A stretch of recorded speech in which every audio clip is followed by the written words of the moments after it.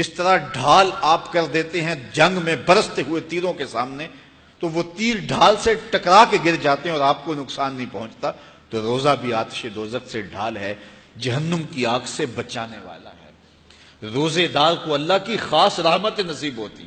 ایک حدیث میں آتا ہے کہ روزے دار کو دو خوشیاں نصیب ہوتی ہیں۔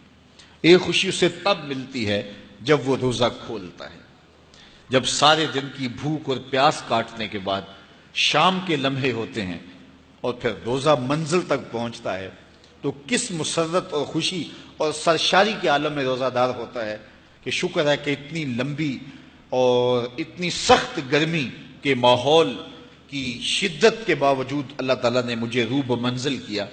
تو اس وقت ایک احساس اس کے ساتھ جڑا ہوتا ہے، اور پھر جب وہ ٹھنڈا اور میٹھا مشروب اپنے کام و دہن میں ٹپکاتا ہے اور وہ ٹھنڈا میٹھا مشروب اس کی رگوں کو تر کرتے ہوئے معدے کی طرف بڑھ رہا ہوتا ہے، اس کی زبان بولے نہ بولے دل اللہ کا شکر ادا کر رہا ہوتا ہے، اس کا ایک ایک عضو بدن رب کا شکرانہ ادا کر رہا ہوتا ہے۔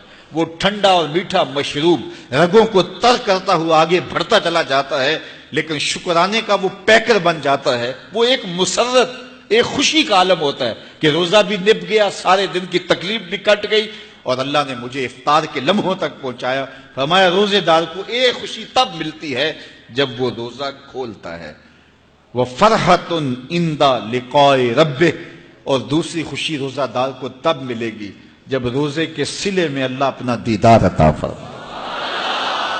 بنی آدم کے جتنے بھی عمل ہیں 10 سے لے کر 700 گنا تک اس کا ثواب اولاد آدم کو اس کا دیا جاتا ہے۔ جتنا گڑ ڈالو اتنا ہی میٹھا، تو بعض کو 10 گنا، بعض کو 70 گنا، بعض کو 100 گنا، بعض کو 700 گنا، تو 10 سے لے کر 700 گنا تک بندے کے اعمال کا صلہ دیا جاتا ہے۔ لیکن میرے حضور نے فرمایا لیکن روزہ جو ہے اللہ فرماتا ہے وہ میرے لیے ہے اور اس کا اجر میں خود عطا کروں۔ جب وہ خود عطا کرے گا تو کتنا عطا کرے گا؟ سخی اتنا بڑا ہو تو پھر کیا عطا کرے گا؟ بلکہ بعض نے اس کو عجزی بہی کی بجائے اجزا پڑھا ہے بصیغہ مجہول، کہ روزہ میرے لیے ہے اور اس کی جزا میں خود ہوں۔ باقی اعمال کی جزا جنت ہے، جنت کی نعمتیں ہیں اور بہت کچھ ہے، لیکن روزے کی جزا میں خود ہوں۔ اور جس کو وہ خود مل گیا پھر جنت میں مل گئی، جنت والا جو مل گیا پھر جنت بھی مل گئی، جنت کی نعمتیں بھی مل گئیں۔ تو روزہ اللہ کی خوشنودی کا ذریعہ ہے، اس کی رضا کا ذریعہ ہے۔ تو خوش نصیب لوگ روزے کی برکتیں حاصل کرتے ہیں۔ اور ایک روایت میں آتا ہے جب رمضان المبارک کا آغاز ہوتا ہے اللہ اہل ایمان کو، اپنے بندوں کو محبت کی نظر سے دیکھتا ہے، اور اللہ جس کو محبت کی نظر سے دیکھ لے پھر اسے کبھی عذاب نہیں دے گا۔ اللہ اکبر۔ تو یہ روزہ دار کے لیے اللہ کی کرم نوازیاں ہیں، اللہ کی رحمتوں کے اجالے ہیں جو اس کے اوپر برستے ہیں۔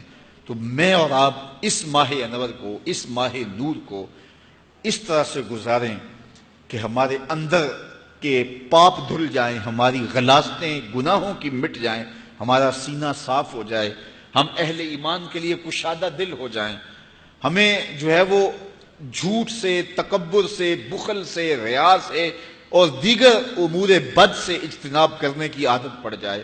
روزہ جو سکھانا چاہتا ہے ہم وہ اس سے سیکھ لیں، اور روزے کی برکات ضبط نفس کی صورت میں ہمیں نصیب ہو جائیں، تو ہم روزے کے بعد بھی، ماہ صیام کے گزرنے کے بعد بھی ایک نئی زندگی لے کر، ایک تازگی لے کر، ایک نور و روشنی لے کر کے جو ہے وہ معاشرے کے، اسلامی معاشرت کے ایک اہم فرد کی صورت کے اندر جو ہے وہ سامنے آئیں۔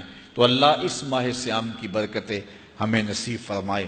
ہر سال مہینہ آتا ہے، گزر جاتا ہے، ہم پورا مہینہ بھوک کاٹتے ہیں اور پھر وہاں کے وہاں ہی کھڑے رہتے ہیں، تو پھر ہمیں سوچنا چاہیے، لیکن اگر تبدیلی آتی ہے تو پھر شکریہ ادا کرنا چاہیے۔